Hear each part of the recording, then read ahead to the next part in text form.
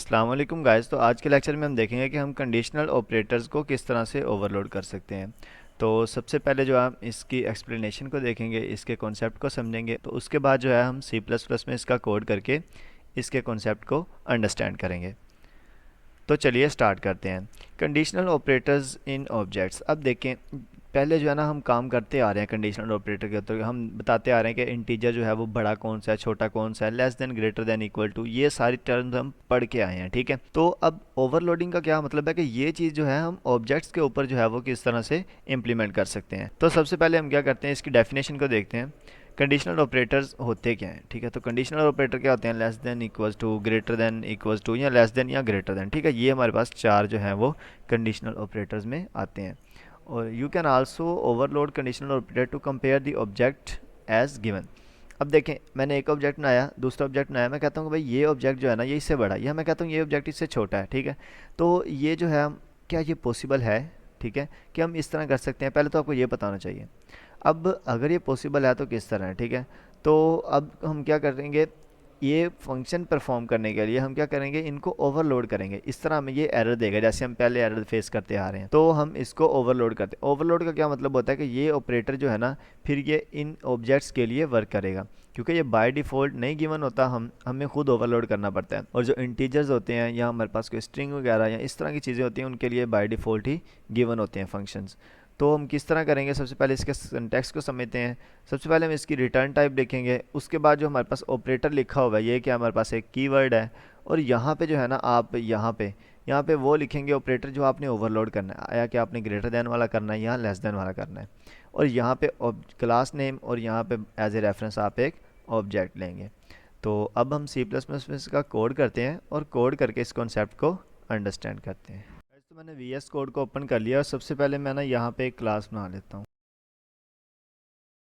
ठीक है, और यहाँ पे मैं क्या कर देता हूँ, मैं एक एज नाम का वेरिएबल ले लेता हूँ। ठीक है, और यहाँ पे मैं इसके पब्लिक सेक्शन में मैं क्या करता हूँ कि मैं एक स्टूडेंट का कंस्ट्रक्टर बनाता हूँ, और यहाँ पे जो है ना हम एज को, और यहाँ पे मतलब हम कोई भी वैल्यू लेंगे।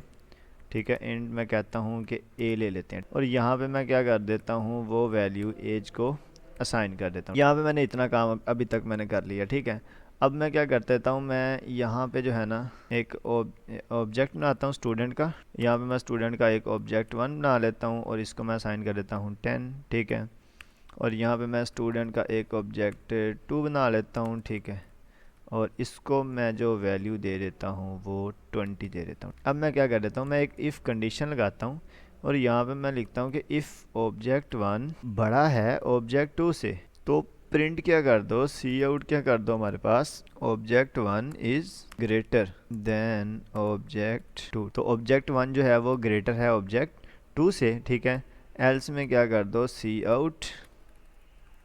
ठीक है, इधर मैं एक सी आउट स्टेटमेंट दे देता हूँ कि the object 2 is greater than object 1। यहाँ पे मैंने एक ये स्टेटमेंट दे दी है। यहाँ पे मैं प्रोग्राम को इधर बंद कर देता हूँ। तो जब मैंने इतना किया तो यहाँ पे जो है ना हमें एक एरर देखने को मिल रहा है। यहाँ पे एरर क्या मिल रहा है कि जब मैं इस एरर पे जाता हूँ ना, तो यहाँ पे मुझे कहते हैं कि भाई आपने ऑपरेटर ओवरलोड नहीं किया। ठीक है, मतलब वो कह रहे हैं कि ये हमें पता ही नहीं है कि ये क्या चीज़ है। ठीक है, क्योंकि हम ऑब्जेक्ट्स के ऊपर ये ऑपरेटर जो है वो इम्प्लीमेंट नहीं कर सकते। ठीक है, तो हमने ये ग्रेटर देन वाले फंक्शन को जो है वो मतलब कि यहाँ पे ओवरलोड करना है। तो यहाँ पे मैं क्या लिख देता हूँ, सबसे पहले हम बूल रिटर्न टाइप इसकी ले लेते हैं, और यहाँ पे मैं ऑपरेटर और यहाँ पे ये वाला मतलब ग्रेटर देन वाला साइन लगाता हूँ।